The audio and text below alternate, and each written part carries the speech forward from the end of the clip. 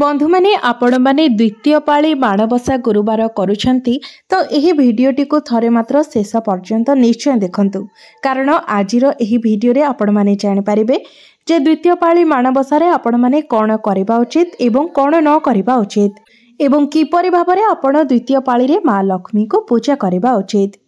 तो बंधु माने एही द्वितीय पाली को समस्ते अपेक्षा करी रही थांती कारण प्रथमाष्टमी परे मांकर प्रथम थर पई माण बसिबो।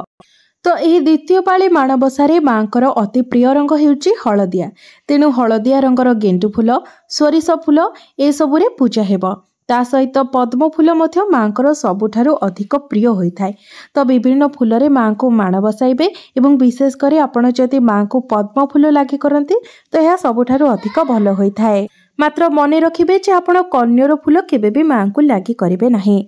एहा सहित आपण अपराजिता फूल मध्य मां को देबे नाही। तेबे मने रखिबे माणबसारे मांकर शाढ़ीर रंग धला किंबा हलदिया हेबा उचित। तेबे धला रंगरे जेमिति नाली रंग थिबो एवं हलदिया रे मध्य नाली रंग थिबो सेथि प्रति आपण ध्यान देबे।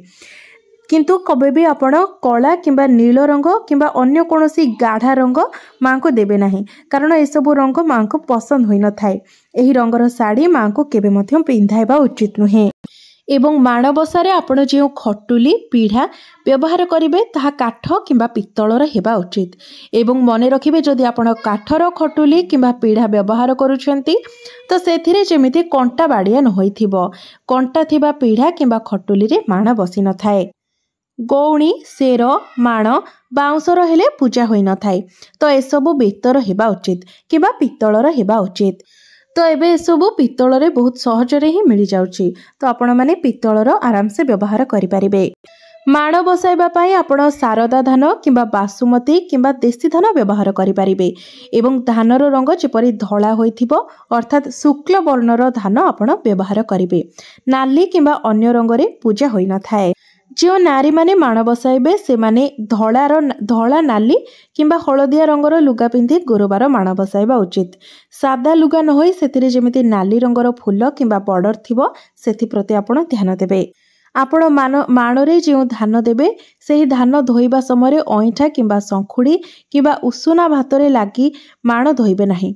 आपण भल माण मां को पई रखिबे जोंटा कि आपण अलगा रखिथिबे किंबा मासिक धर्म समय आपण माण धोइबे नाही। माण धोइबा समय मुंड धोई परिष्कार लुगा पिंधि आपण माण धोइबा उचित। पूजा पाई नुआ फल नुआ शस्य सबु पूजा रे लागि थाए। आखु मूला कंदमूल अँला इत्यादि नुआ नुआ फूल फल सबु माणबसारे लागि थाए। तेबे बुधवार दिन समस्त घर द्वार को लिपा पोछा करबा उचित। आपण गुरुवार दिन पूजा करिवे ब्रह्म मुहूर्त उठी पूजा करिवे तो गुरुवार दिन एसबु करा जाय न थाए।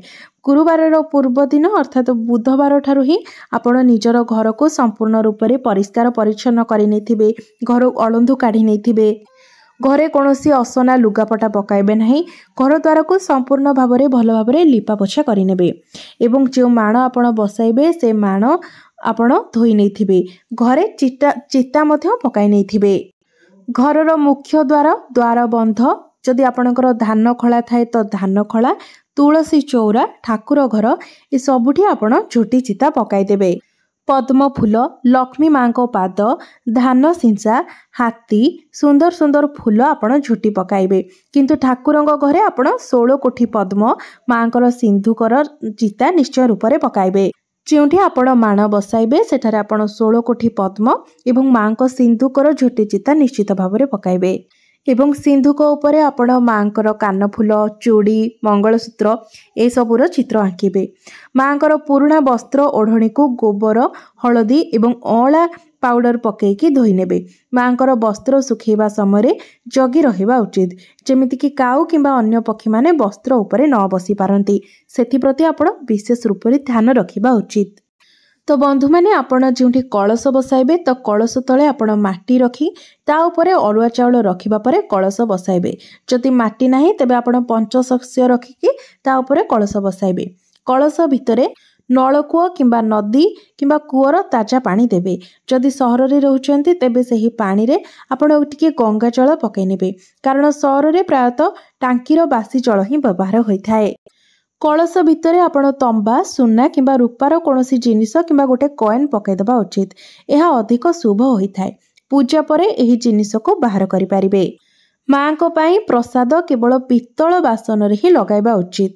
आपण जहाँ रांधिबे ताको पित्तल बासन रे रांधिबे एवं जहाँ को परसिबे मध्य माँकर पूजा पाई आपण जो बासन रे नेबे सेटा जेमिति पित्तल रे होइथिबो सेति प्रति ध्यान देबे।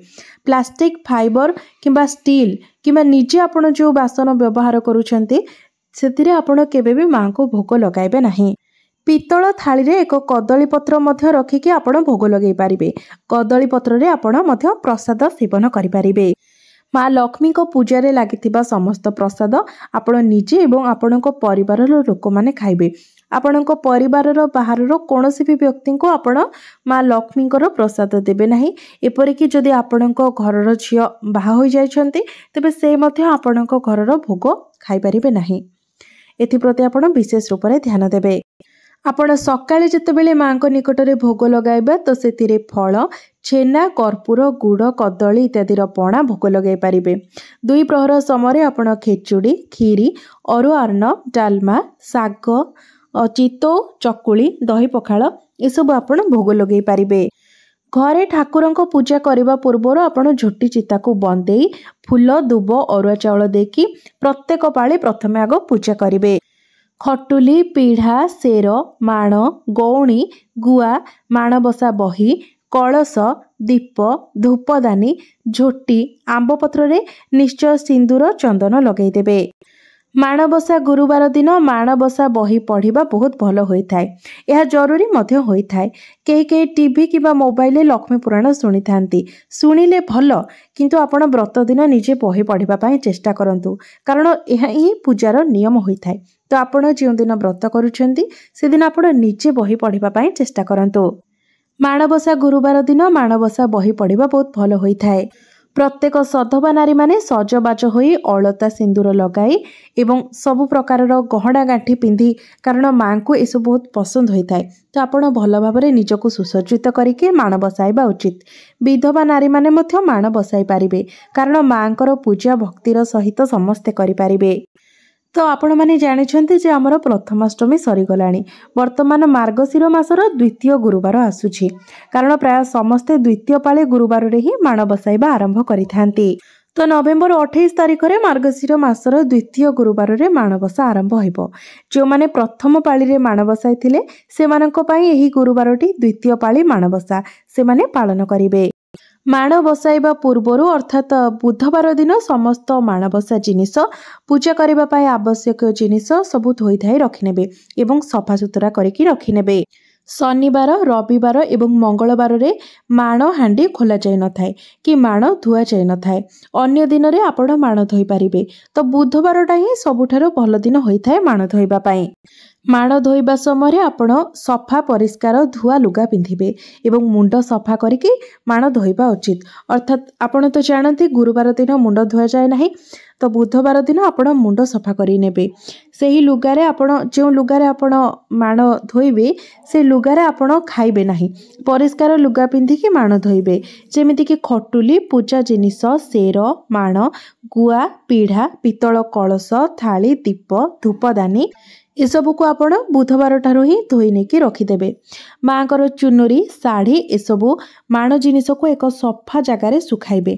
माँकर ओढ़णी साड़ी इत्यादि एमिति स्थान रे सुखाइबे जेमिति कि कोनोसी पक्षी सेही साड़ी सेही सबू वस्त्र उपरे न बसी पारंती किंबा सेही वस्त्र को केवड़े न नहीं जाई पारंती। बुधवार दिन ठारू समस्त जिनिस सजाड़ी रखिबा उचित। पूजा पाई आवश्यक जिनिस फलमूल प्रसाद पाई पनीपरिबा एसबू किछि। तो आपण गुरुवार दिन ब्रह्म मुहूर्त अर्थात जदि आपण पारिबे तो राति 3टारू आपण उठी जिबे एवं स्नान सारी आपण कलश पूजा झोटी चिता पूजा करिकि शंख हुलहुले देकी माँकर श्रद्धारे पूजा करिबा उचित। तो जहार जोपरी घरे नियम अछि आपण सेपरि भाबे पूजा करिबे।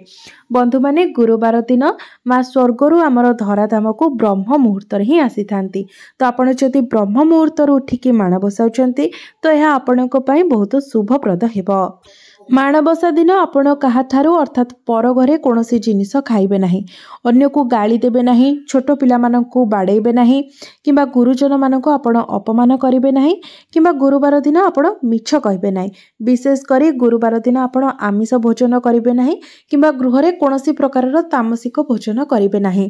घरे केही भी गुरुवार दिन मद मांस एसबुर भक्षण करिबे नाही। गुरुवार दिन मध्य आपण ब्रह्मचर्य व्रतर पालन करबा उचित, अर्थात स्वामी स्त्री एही दिन संपर्क रखिबा उचित नुहे।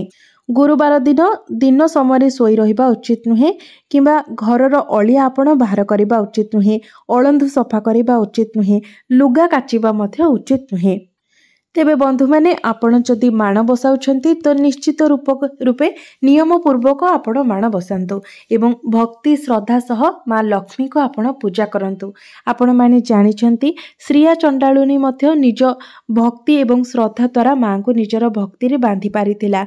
माँ लक्ष्मी तार चाल कुटीर घर को मध्य धाई जाइथिले, कारण माँ लक्ष्मी को पाई आपणक श्रद्धा आपणक भक्ति ही सबुठारु बड़ जिनिस होई थाए। तेबे बंधु माने मोर ही वीडियोटी जदि आपण मानकु भलो लागि थाए तेबे वीडियोटी को लाइक करी चैनलटी को सब्सक्राइब करि देबे एवं कमेंट बॉक्स रे भक्ति एवं श्रद्धार सहित जय माँ लक्ष्मी निश्चय लिखिबे।